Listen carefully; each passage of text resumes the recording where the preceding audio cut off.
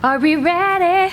Hello, my strong friends. In today's video, as you can tell by the title, I'm going to give you a few simple tips that beginners will appreciate and find helpful. These are gonna be the 5 things you need to know before you start lifting. Hopefully you found this video, someone sent it to you at the beginning of your strength journey. If you're an intermediate or advanced lifter, then please do share this with a fellow beginner that you know, or someone that you're trying to convince to start lifting.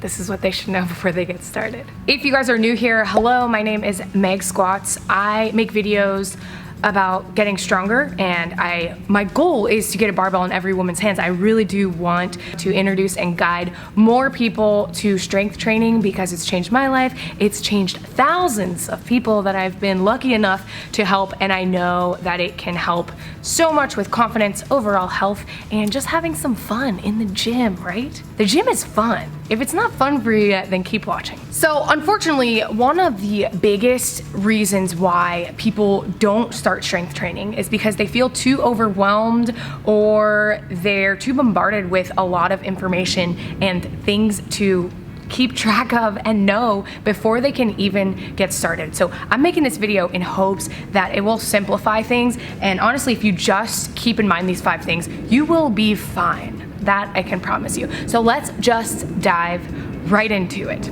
All right, my first bit of advice is to master or at least focus on improving form for a few different fundamental movement patterns.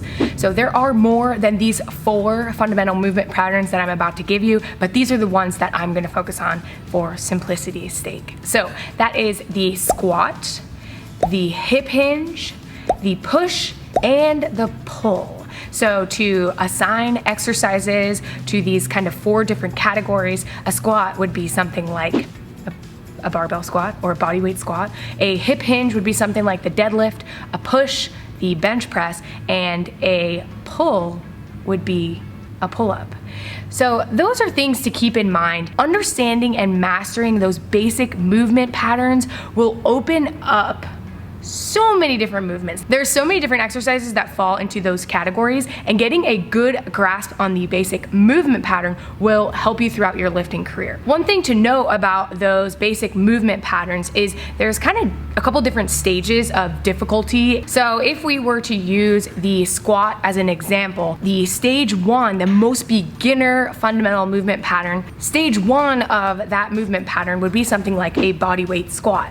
So stage 2, when you start adding some resistance, would be something like a goblet squat where you're holding a kettlebell or a dumbbell to your chest and adding some resistance, increasing the difficulty or intensity of the movement.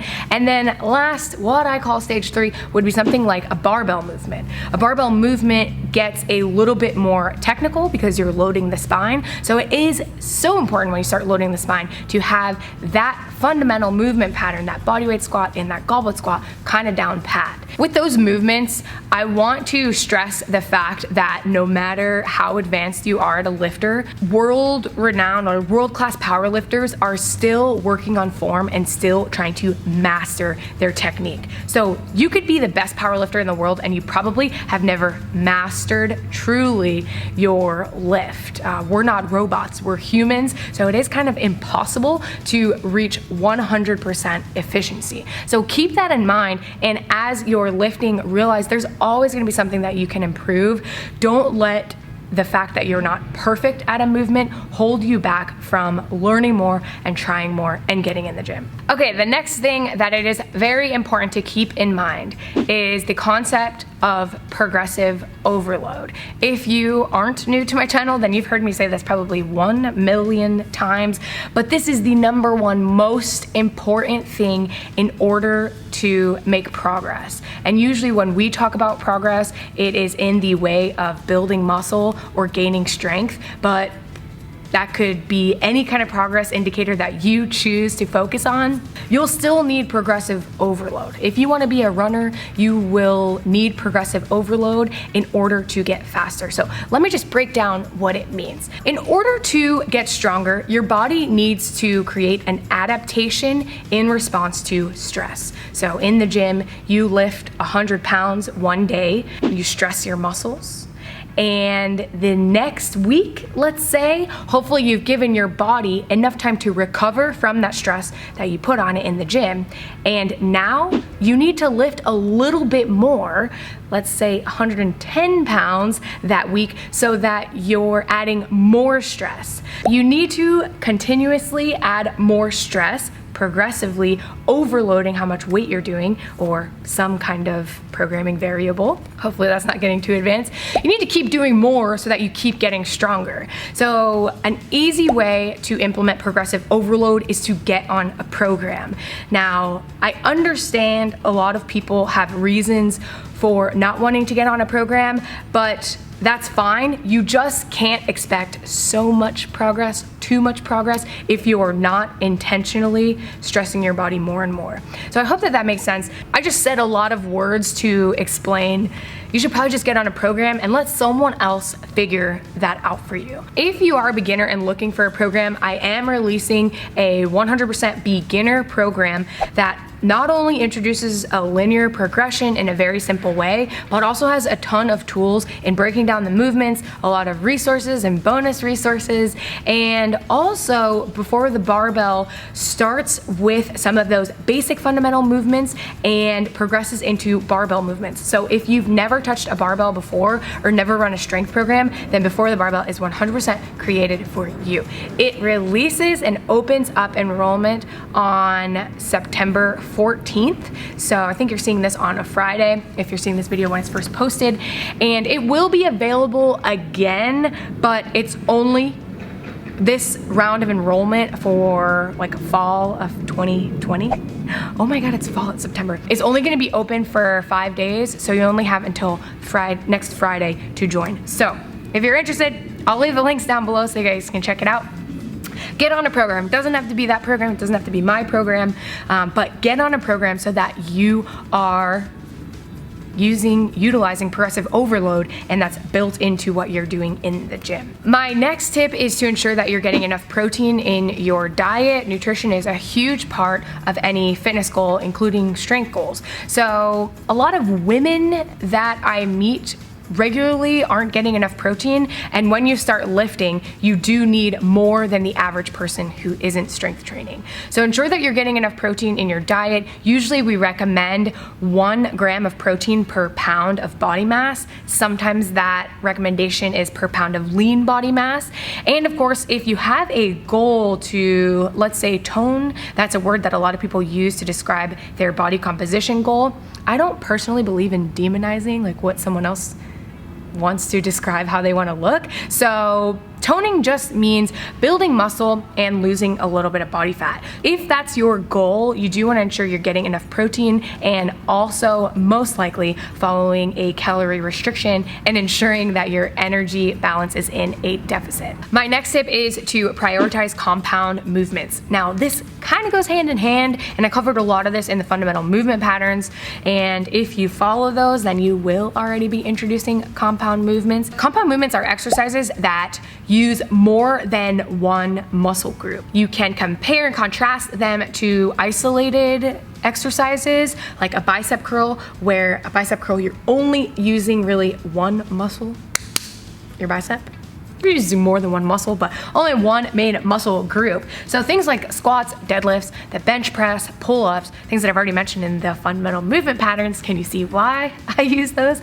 You just get more bang for your buck by prioritizing those movements over others. Also, an important thing about these compound movements is that a lot of times they're used with a barbell. There are things like the powerlifting movements where you're more inspired to utilize progressive overload and keep track of how heavy you're going with all of these lifts. If I were to do a donkey kick and choose to utilize progressive overload for that exercise, I'm just not going to be as inspired as I am for things like the squat, bench, and deadlift. One of the things that I love most about strength training is that it's badass, and it's badass to do more than you did the week before, and a donkey kick just doesn't inspire me in the way that a squat does. That's personal, but I'm sure there's someone out there who's like, yo dog, I can do the full stack donkey kick. All right, and the last thing I want to drive home is the importance of mobility. Now, I don't think you need to be doing a mobility routine that consists of like 80 minutes of you doing all these extra exercises, but keep an eye on your positioning in those fundamental movement patterns that we talked about, and ensure that you're able to do them properly and you have the mobility to get into the positions that are going to activate the most muscle groups and get you the most bang for your buck from those exercises. For example, if you're lacking the mobility to hit depth in the back squat, you may not get what you need out of that exercise. My recommendation here would be a warm-up routine that gets you into the positions that you're about to do for that day of training. Of course, you want to lift with a PVC pipe, lift with an empty barbell before you start adding weight, and ensure that if those positions feel a little sticky or a little stiff, you're making sure that you're warming up properly and getting into those positions before you get under a load. Another small recommendation would be to get in the habit of filming yourself or recording yourself with your iPhone in the gym. I know it's a little weird, it's a little awkward, but it will help a lot to really improve your body awareness and understand how you're moving in the gym, and if there's anything that you can improve, whether that be mobility or form or anything else. All right, I think that's the very simple video, hopefully, of the things that I think beginner lifters should most focus on before they get into the gym, before they start a strength program. Hopefully this was helpful for you guys. If it was, please do comment down below and let me know what part you found the most helpful, or if there's something that you particularly agree with. Thank you so much for watching. If you're new here, please do subscribe to my channel. I make videos every Friday teaching you how to get strong. And of course, if you're interested in a beginner focused program, check out Before the Barbell. It's amazing. I've been building this one for a while and had it on my radar because I truly do want to get more people involved in the strength world and more people finding their strength. So if you've never touched a barbell before, then this will be the program for you. Thank you so much for watching, and I will see you guys in the next video. Bye.